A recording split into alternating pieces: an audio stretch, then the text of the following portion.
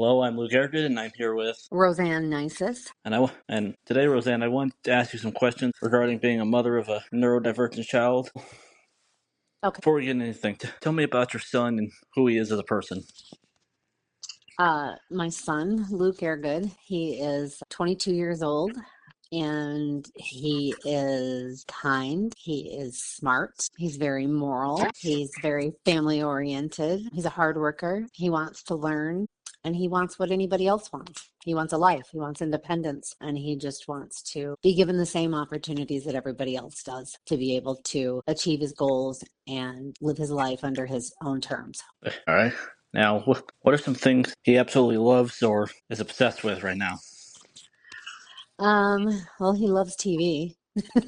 He likes to watch TV shows. He spends a lot of time on his phone reading news articles and reading stuff about anything to do with media. Like, if he likes a TV show, it doesn't just stop at him liking it. He wants to read about who wrote it, who directed it, who produced it, who the stars are, what their personal lives are like. Like, he goes deep dive into these shows, and I find it fascinating. What's something about him that makes you smile? God, there's a lot of things that make me smile. This is kindness and his honesty. He's not a liar and he has empathy for people. And he always has, when he tells you he's sorry, I believe he truly means it when he says it. When you first learned that he was going to be, let's say, different, what was that moment like for you as a parent? Terrifying. Absolutely terrifying.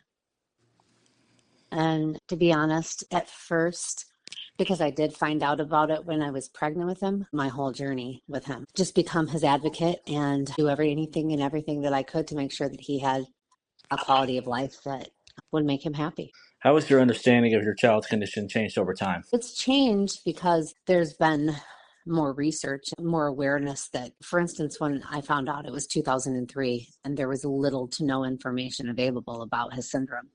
So what was available was worst case scenarios. There was not a lot of information about the syndrome in the United States. A lot of what I found online was this was affecting a lot of people in other countries and not a lot of US cases. And there was several theories about why it happened and what the outcomes would be based off of the information that was available at the time. And since then, it's more common than we thought in the beginning. There's a variety of outcomes of the syndrome. Not every case is the same. Luke has been able to do everything that they said he would never do. There is a foundation in Maryland that it's called the Dandy Walker Foundation that was started by a guy named Eric Cole that I think it was I believe is when he started it, and he did this because his son was born with Dandy Walker, and he realized that there was not enough research being done and there wasn't enough awareness about it to make any progress. I mean, at the time back then, they honestly, they didn't even why it happened. And so since then, they have definitely made advancements. They now know that you can live long, healthy lives, productive lives, and there are many adults that have Dandy Walker.